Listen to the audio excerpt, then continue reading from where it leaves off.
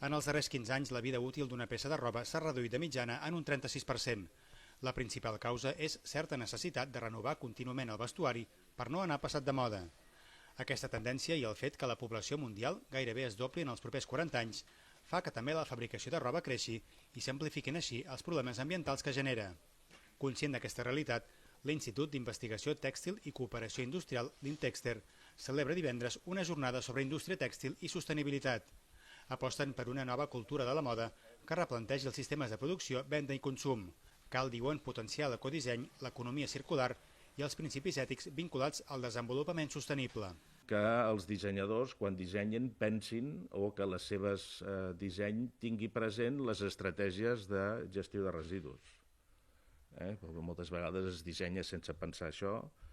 Per tant, cal una coordinació entre empreses, tecnòlegs, dissenyadors, consumidors, un disseny de roba coordinat amb les polítiques de reciclatge, innovació tecnològica necessària per a veure com fem i què fem amb aquesta quantitat de matèria que no s'aprofita.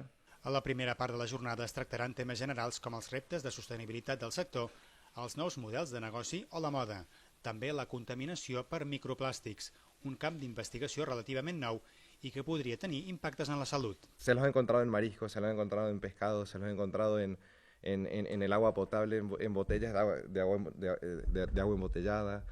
Incluso se hizo una estimación reciente, bueno, no tan reciente ya, pero hace unos 3 años que un europeo que come mariscos se debe meter como 11.000 microplásticos al año.